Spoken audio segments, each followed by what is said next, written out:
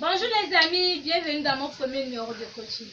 Dans ce premier numéro, je vais partager avec vous les éléments de la négociation. Retenons bien qu'il existe plusieurs sortes de négociations. Nous avons les négociations simples, les négociations compliquées, les négociations multilatérales et les négociations collectives dans les entreprises.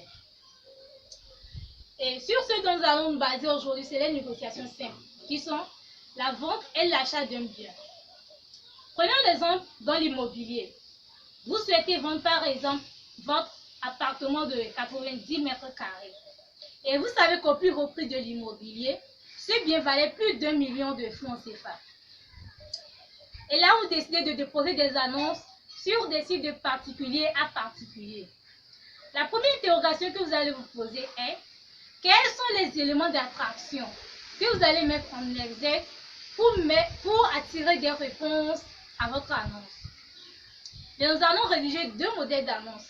Le premier modèle qui est rédigé comme suit: appartement bien situé, bon plan, prix intéressant.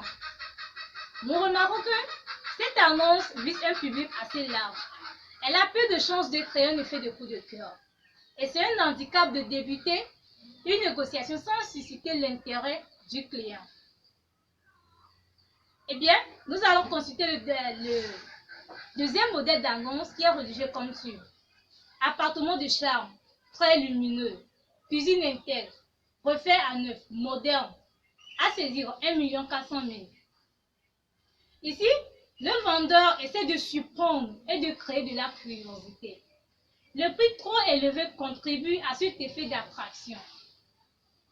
L'idée est de commencer la négociation en suscitant l'intérêt du client, en négociant ensuite le prix à la baisse dès qu'un acheteur potentiel aura fait le premier pas. Le point crucial est d'obtenir les premiers contacts.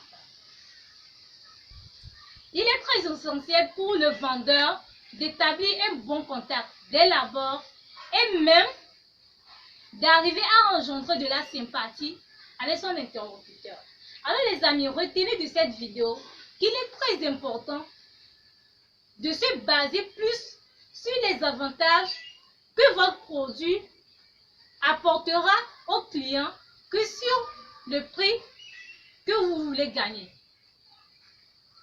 Quand vous voulez présenter votre produit à un client, essayez de vous baser, de parler plus sur les attentes. Essayez de connaître les attentes de votre client. Et si vous voulez proposer votre produit à votre client, essayez de connaître ses attentes, ce que les satisfactions que votre client attend de votre produit. Donc, faites tout possible pour pouvoir parler plus de cela. Tout ça pour lui mettre en confiance de votre produit. Et non, ne commencez pas la négociation en se basant sur l'argent que vous voulez retirer ou sur le prix du produit. Non.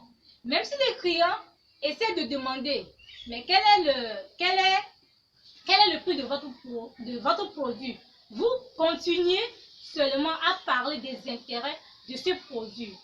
Continuez à parler de tout ce que votre produit lui apportera comme du bien, comme satisfaction.